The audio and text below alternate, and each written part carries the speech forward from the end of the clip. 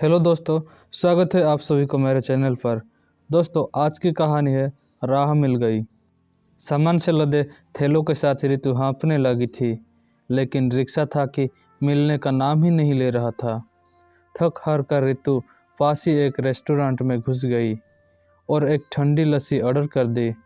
Counter पर गरम गरम समोसे निकलते देख उसके मुंह में पानी आ गया। उसने 2 समोसे भी ऑर्डर कर दिए। अपनी थुल-थुल काया और थैले संभालती वो एक कोने वाली सीट की ओर बढ़ गई। एक टेबल के पास से गुजरते हुए उसने महसूस किया कि उस पर बैठा स्मार्ट सा नवयुवक उसे बहुत ध्यान से देखे जा रहा था। लेकिन ऋतु को नहीं लगा कि वो उसे जानती है और ऐसी बेडौल होती काया पर कोई लाइन मारेगा। इसकी उसे उम्मीद ही नहीं थी। इसीलिए वो इत्मीनान से घर फ़ोन कर आयशा बेबी के बारे में पूछने लगी। ये जानकर कि बेबी अभी तक सोई हुई है, उसने संतोष की सांस ली। क्या मैं यहाँ बैठ सकता हूँ? उस नवयुवक को अपने इतने समीप पाकर ऋतु चौंक उठी। आपने शायद मुझे पहचाना नहीं। युवक कुर्सी खींचकर बैठ चुका था। मैं अंकित हूँ, आपके नरेंद्र जीजा जी का छोटा भाई।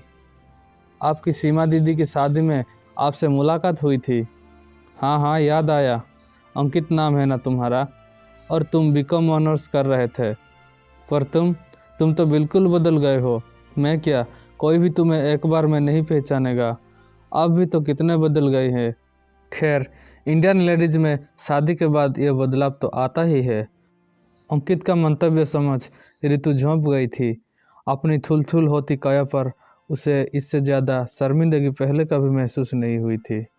बरबरोसी उसे ख्याल आ गया कितनी कमनी और सुडौल काया थी उसकी। सहेलियाँ उसे देखकर ईर्ष्या से आहें भरती थी, पर माँ बाप के दिए संस्कारों ने उसे कभी अपने रूप और छरहरी काया पर घमंड नहीं होने दिया था। वो हमेशा से ही सामने वाले के गुणों को देखकर दोस्त बनाना पसंद करती थी, ना कि रूप को देखकर। इसलिए सीमा दीदी की शादी में आए नरेंद्र जीजा जी और उसका ये भाई अंकित जब उसकी प्रिय सहेली कविता के सांवले रंग और छोटे कद का मजाक बनाने लगे, तो ऋतु से सहन नहीं हुआ था और वो उन्हें टोक बैठी थी। कोई आप लोगों को मोटा और चश्मिश कहे तो आपको कैसा लगेगा? ऋतु के तेवर देखकर दोनों के चेहरे का रंग उड़ गया था। ऋतु को भी अफसोस हुआ था कि उसे ऐसा नहीं कहना चाहिए था। वेटर दोनों के ऑर्डर रख गया था। अंकित ने जूस मंगाया था। सामने रखे समोसे जिन्हें देखकर ऋतु के मुंह में कुछ देर पूर्व पानी आ गया था, अब उसे मुंह चिढ़ाते प्रतीत हो रहे थे। उस दिन उसने दोनों भाइयों को संतुलित देहष्टि पर कितना लंबा चौड़ा भाषण दिया था। देखिए, रूप रंग सब भगवान देता है, इसलिए इसका मजाक बनाना उचित नहीं है। हमारे हाथ में है अपनी काया को स्वस्थ, सुडौल और आकर्षक बनाना।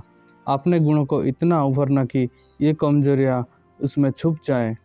आपके समोसे ठंडे हो रहे हैं, अंकित ने चेताया, तो पुरानी बातें याद कर ऋतु के चेहरे पर फिर से शर्मिंदगी के बादल मंडराने लगे। अंकित ने शायद उसकी मन स्थिति भांप ली थी। अरे आप शर्मिंदा मत होइए, मैं तो बल्कि पुरानी उन सब बातों के लिए आपको धन्यवाद देना चाहता हूँ। मेरा ये बदला हुआ रूप रंग आपकी उसी समझाइश की बदौलत ही तो है। मैंने वर्कआउट और संयमित खान पान से ये संतुलित देहष्टि हासिल की है। मुझे मिस्टर राजस्थान का खिताब भी मिल चुका है। अरे वाह, बहुत बहुत बधाई हो। अब आगे की क्या योजना है? ऋतु ने एक समोसा ख़त्म कर दूसरे अंकित के आगे बढ़ा दिया। नहीं, ये सब अभी बंद कर रखा है। मैं दरअसल यहाँ महानगरी में मॉडलिंग के क्षेत्र में अपना भाग्य आजमाने आया हूँ। अरे वाह, बहुत अच्छे। ईश्वर करे तुम्हें खूब कामयाबी हासिल हो। नरेंद्र जीजू कैसे हैं? वे तो अब भी वैसे ही है। आपकी समझाइश उन्होंने उसी वक्त एक कान से सुनकर दूसरे कान से निकल दी थी। खैर, आपकी हौसला अफजाई के लिए बहुत बहुत शुक्रिया। वैसे मेरे पापा मम्मी तो नहीं चाहते थे कि मैं इन सब मॉडलिंग आदि के पचड़ों में पड़ूं। हमारा अपना खानदानी व्यवसाय है। वे चाहते हैं मैं उसे संभालूं, पर मैं चाहता हूँ इधर भी भाग्य आजमा लूं। पाँव नहीं जमा पाया तो वो सब तो करना ही है। वो भी ठीक है। रितु का मोबाइल बजने लगा था। ओह, बेबी उठ गई है, मुझे निकलना होगा। रितु उठकर सामान आदि समेटने लगी थी। काश अब तो रिक्शा मिल जाए। मेरे पास गाड़ी है, मैं छोड़ देता हूँ। अंकित ने आगे बढ़कर उसका सामान उठा लिया तो रितु ने मना नहीं कर पाई और मुस्कुराती हुई उसके साथ चल पड़ी। घर पहुंचकर रितु ने अंकित का धन्यवाद दिया और कॉफ़ी के लिए आग्रह किया। आज तो नहीं, पर एक दिन आऊँगा ज़रूर। अब तो घर भी देख लिया है, कॉफ़ी उधर रहेगी। अंकित लौट गया था, पर रितु के दिल के सोए तार छेड़ गया था। अब दिन में फ्री होने पर वो अक्सर पुराने एल्बम लेकर बैठ जाती। अपनी पुरानी तस्वीर देखकर आहें भरती रहती। इससे भी मन नहीं भरता तो संदूक खोलकर पुराने ड्रेसेस टटोलने लगती, जिनमें समाकर कभी उसकी कामुन्य काया खिल उठती थी। उसे याद आया, सहेलियाँ कहती थी, इस ड्रेस को पहनने से तेरी नहीं, इस ड्रेस की शोभा बढ़ गई है। कपड़े सहेज कर रखते रितु के चेहरे पर यह सब याद कर मायूसी पसर जाती थी, जिससे फिर वो चाहकर भी उबर नहीं पाती थी। आखिर एक दिन उसने निश्चय कर लिया कि वो अपनी पुरानी देहजष्टि पाकर ही रहेगी। रितु की दिनचर्या में आया बदलाव गौर करने के लायक था। सवेरे बेबी को उठने से पहले वो 2 घंटे जॉगिंग कराती। उसके बाद डाइटिशियन के द्वारा बताया गया उबला या भाप में पकाया हुआ खाना खाती। शाम को फिर हल्का वर्कआउट। 4 दिन बीतते बीतते रितु का जोश ठंडा पड़ने लगा था। पूरे दिन बदन दर्द और कमजोरी के एहसास ने उसके चेहरे को निस्तेज कर डाला था। पति गौरव से यह सब नहीं देखा गया। रितु, तुम जैसी हो ठीक हो, मुझे तुम ऐसी भी पसंद हो। ये डाइटिंग वर्कआउट तुम्हारे बस की बात नहीं है। वजन तो कम होगा नहीं, व्यर्थ ही और बीमारियों को न्योता दे बैठोगी। लेकिन पति की समझाइश ने आग में घी का काम किया। रितु ने निश्चय कर लिया कि वह सबको गलत सिद्ध करके दिखाएगी। आखिर इंसान को कुछ तो अपनी खुशी के लिए भी करना चाहिए। वह 2 गुने जोश से अपने अभियान में जुट गई थी। 4 से 6 महीने बीतते बीतते परिवर्तन स्पष्ट नजर आने लगा था। रितु दर्पण में खुद को निहारती और खुद पर ही मोहित हो उठती। लोगों की आंखों में अपने प्रति प्रशंसा के भाव उसे लुभाते। मन ही मन वो अंकित को धन्यवाद देती, जिसने उसे खुद से प्यार करना सिखाया। यदि अब अंकित उसे देखे तो उसकी क्या प्रतिक्रिया होगी, रितु सोचती और मन ही मन उसकी प्रतिक्रिया की कल्पना कर फूली नहीं समाती। उसकी इच्छा उस दिन सचमुच जीवंत हो उठी जब एक दिन अंकित ने आकर उसके दरवाजे की घंटी बजा दी। दरवाज़ा खोलते ही अंकित को देखकर उसके मुंह से खुशी की चीख निकल गई थी। अंकित छिटक कर 2 कदम पीछे हट गया था और आंखें फाड़ फाड़ कर रितु को देख रहा था। उसकी विस्मय से चौड़ी होती आंखें देखकर रितु का हंस हंस कर ताली पीटने को मन कर रहा था। आप क्या कोई जादू जानती हैं? कभी शरीर में हवा भर लेती हैं, कभी निकल देती हैं। रितु इस प्रतिक्रिया पर हंसते हंसते लटपट हो गई थी।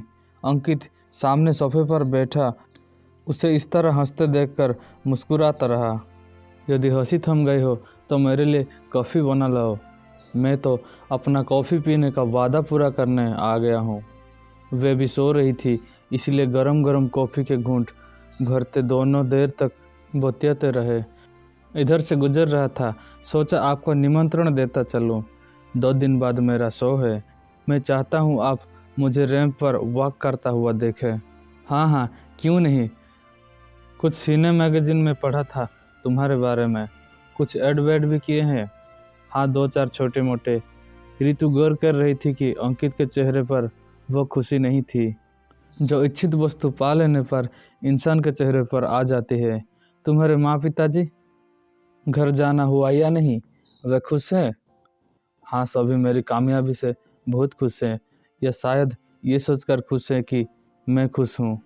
2 बार घर भी हो आया हूँ, सभी के लिए तोहफे लेकर गया था। माँ कहती है मेरी वजह से उनकी आस पड़ोस नाते रिश्तेदारों में इज्जत बढ़ गई है। ये तो तुम्हारे लिए गर्व की बात है। मेरा छोटा भाई और कुछ और भी चचेरे में मेरे भाई बहन इस क्षेत्र में आना चाहते हैं। उसके चेहरे पर चिंता की रेखाएं उभर आई थी, जिन्हें ऋतु स्पष्ट देख सकती थी। तुम क्या चाहते हो? मैं उनकी आंखों में वही उत्सुकता, वही सपने देखता हूँ जो कभी मेरे आंखों में थे। पर यह सब देखकर मुझे खुशी नहीं होती, वरन एक अनजाना सा भय घेरने लगता है। भय? कैसा भय? ऋतु हैरत में थी। इस माया नगरी की चौकाचौंध आकर्षित तो करती है, पर पास आने पर पता चलता है सब मृग मरीचिका है। ग्लैमर की ये नगरी अंदर से खोखली और अस्थिर है। यदि मैं अपने भाई बहन को ये सब बताऊंगा तो शायद वे मेरी बातों पर यकीन नहीं करेंगे, समझेंगे मैं उनकी मदद नहीं करना चाहता। मेरे माता पिता ने शायद अपने अनुभव के आधार पर मुझे पहले ही चेता दिया था, तब मैंने उनकी सलाह अनसुनी कर दी थी। पर हकीकत यह है कि आज मैं उनके पास लौटना चाहता हूँ, अपने पुश्तैनी व्यवसाय से जुड़ना चाहता हूँ। वहाँ मेहनत है तो साथ में सम्मान, प्यार और निश्चित आय भी है। यहाँ सिर्फ मेहनत है और किसी चीज़ का गारंटी नहीं है। मैं असमंजस में हूँ कि क्या मुँह लेकर लौटूँ और किस मुँह से अपने भाई बहनों को यहाँ ना आने की सीख दूँ।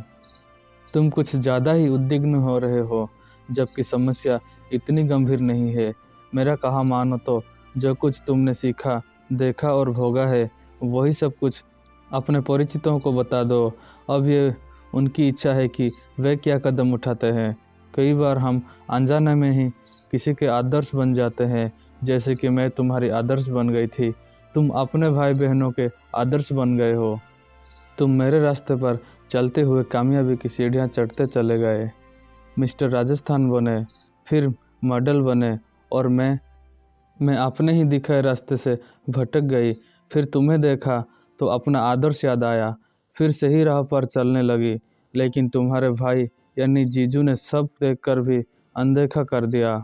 वे आज भी वही है, आगे नहीं बढ़ पाए।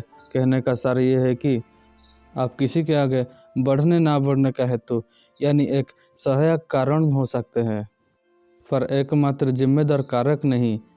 अपनी हर प्रगति अवनति के लिए इंसान स्वयं जिम्मेदार होता है, कोई दूसरा नहीं। मुझे डर है जिस तरह मैंने अपने माता पिता की नहीं सुनी, उसी तरह वे भी मेरी बात नहीं सुनेंगे। कोई बात नहीं, देखो अंकित, दुनिया में भिन्न भिन्न तरह के लोग रहते हैं। कुछ दूसरों को लड़खड़ाते देखकर खुद संभल कर चलने लग जाते हैं, तो कुछ रास्ता ही बदल लेते हैं। कुछ खुद को लड़खड़ा कर गिरने का इंतज़ार करते हैं, फिर संभलते हैं।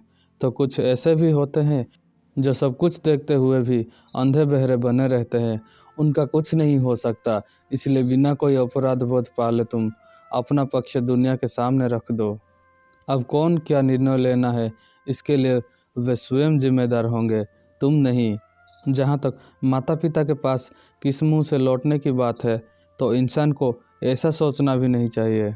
दुनिया में एक माता पिता ही तो ऐसे हैं जिनके पास लौटने में इंसान को कभी भी संकोच नहीं करना चाहिए, क्योंकि उनका प्यार निस्वार्थ होता है।